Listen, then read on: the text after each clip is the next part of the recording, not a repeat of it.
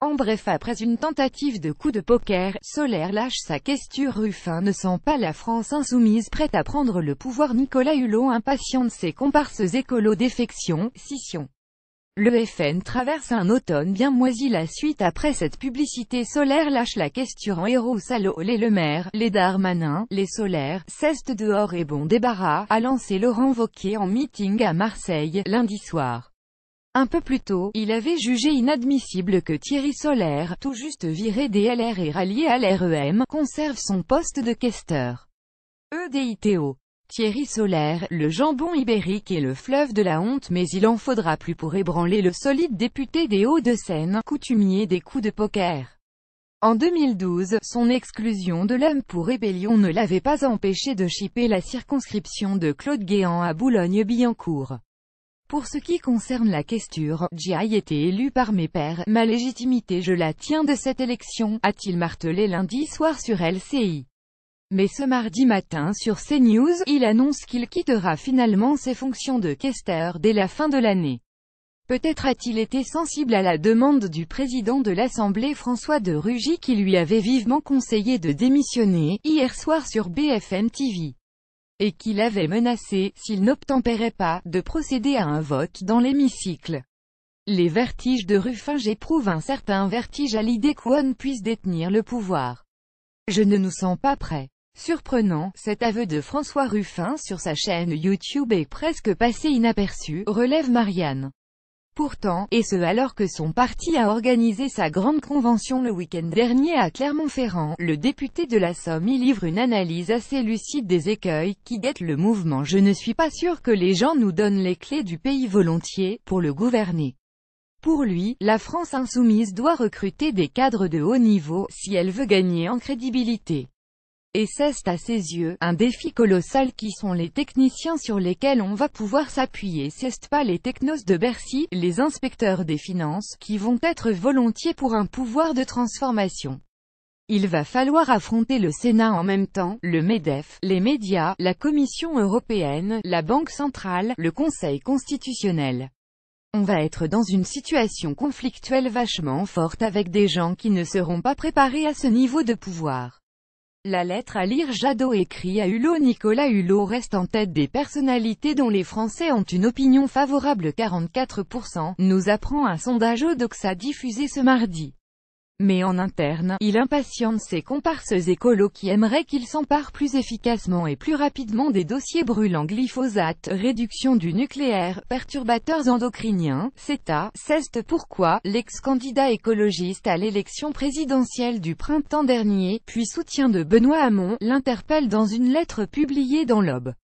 Il écrit: le courage n'est pas de renier ce que l'on a si longtemps défendu et que l'on sait possible. Lettre à Hulot. Les réalistes, c'est nous par Yannick Jadot. L'automne bien moisi du FN. Outre les banques qui lâchent le parti, la défection des élus locaux plombe aussi l'automne du Front National. Un phénomène particulièrement visible dans le nord de la France, nous raconte ainsi La Voix du Nord. Dernier a claqué la porte du parti, le député de Lens José Évrard rejoint les rangs des patriotes.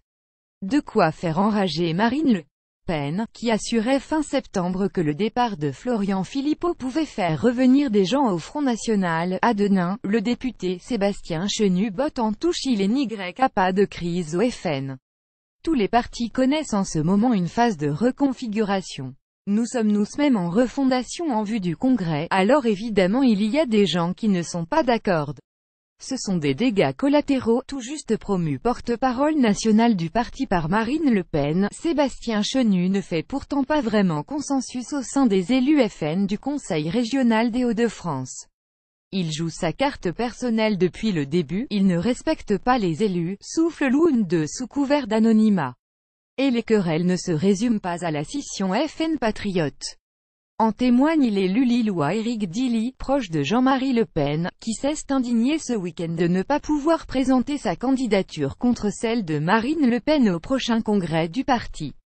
Dans un mail à la patronne du FN qu'il a décidé de rendre public, il cingle: tout va si bien au FN que nos cadres nous quittent. Il poursuit: rageur, tout va si bien que nos électeurs ont de moins en moins envie de t'écouter lors de tes émissions. Ce qui est navrant, c'est de faire comme si rien ne s'était passé.